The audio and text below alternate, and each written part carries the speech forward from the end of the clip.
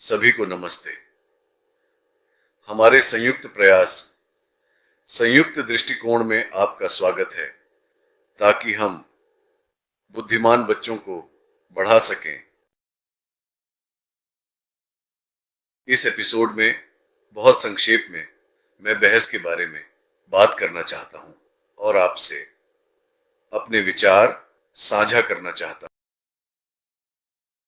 वास्तविक अर्थ में बहस क्या है, इसे कैसे संचालित किया जाता है, इसे कैसे संचालित किया जाना चाहिए, और आज की दुनिया में बहसों का स्तर उस मानक से क्यों थोड़ा नीचे है जो बहस संचालित करने के लिए होना चाहिए।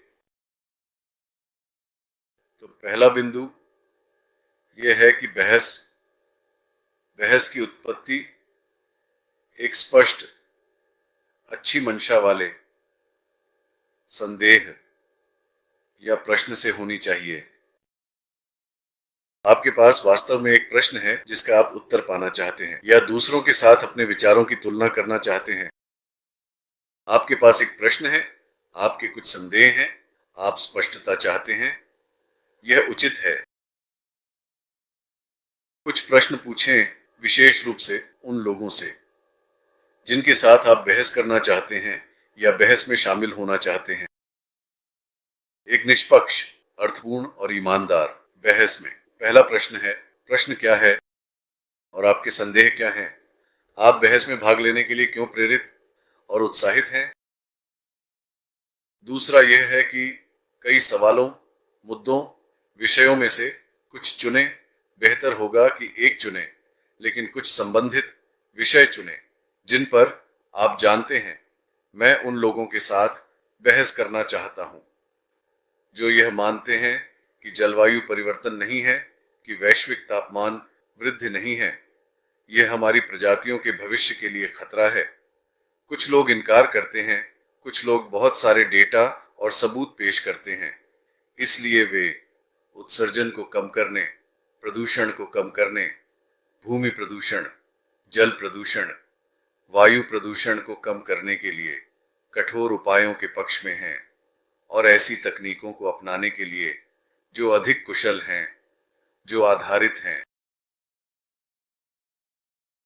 नवीकरणीय संसाधन जैसे जल, थर्मल, सौर आदि।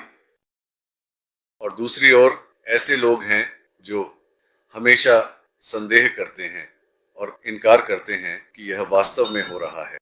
वे यह दावा करेंगे कि यह प्राकृतिक चक्र का हिस्सा है, उतार चढ़ाव होते हैं, एक बर्फ युग है और एक गर्मी का दौर है और सब कुछ अपने आप ठीक हो जाएगा।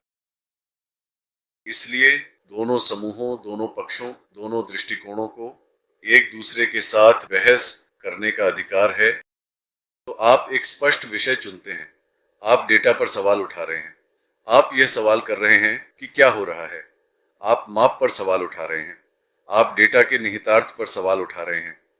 तो बहस के लिए स्पष्ट रहें और दोनों पक्षों को बहस के लिए खुले रहना चाहिए, न कि केवल अपने दृष्टिकोण पर अड़े रहना चाहिए और कहना चाहिए मैं बस कुछ सुनना नहीं चाहते, इसके बारे में बात नहीं करना चाहते और बहस नहीं करना चाहते।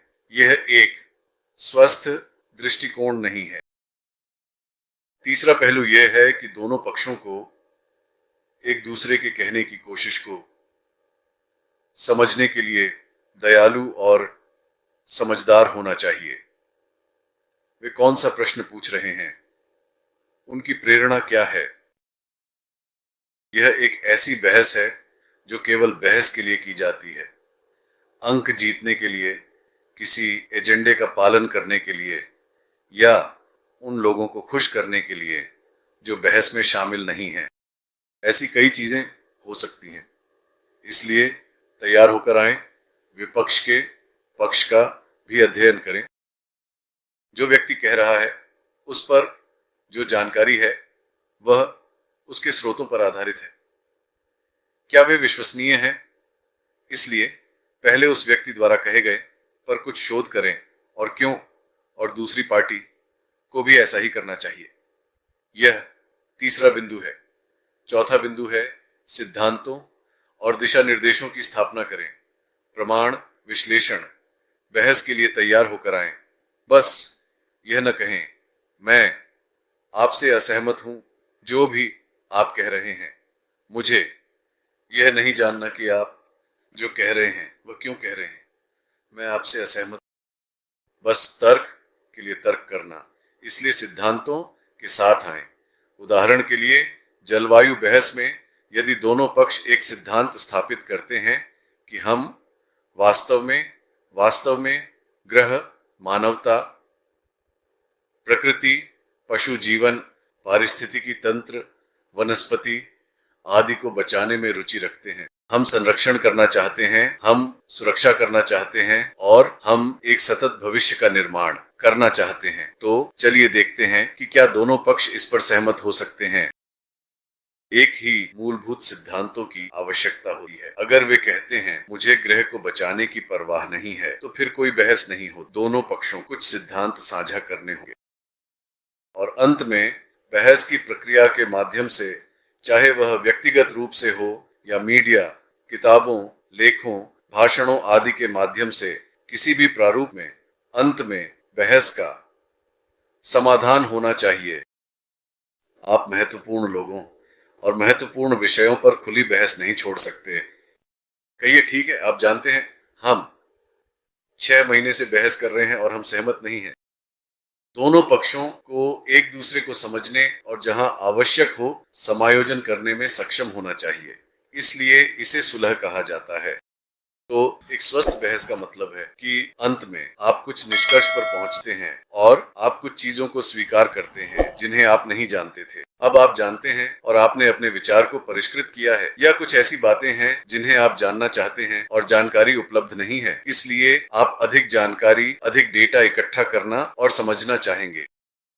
और जहां डेटा उपलब्ध है और विश्लेषण उपलब्ध है और आपने कुछ पूर्वाग्रह बनाए हैं और कहा, हाँ, शायद मैं गलत सोच रहा था, इस संदर्भ में मैं बदलने और समायोजित होने के लिए तैयार हूं। यह एक मित्रवत नागरिक बहस है जिसे मैंने 5-6 मिनट में बहुत संक्षेप में समझाने की कोशिश की है।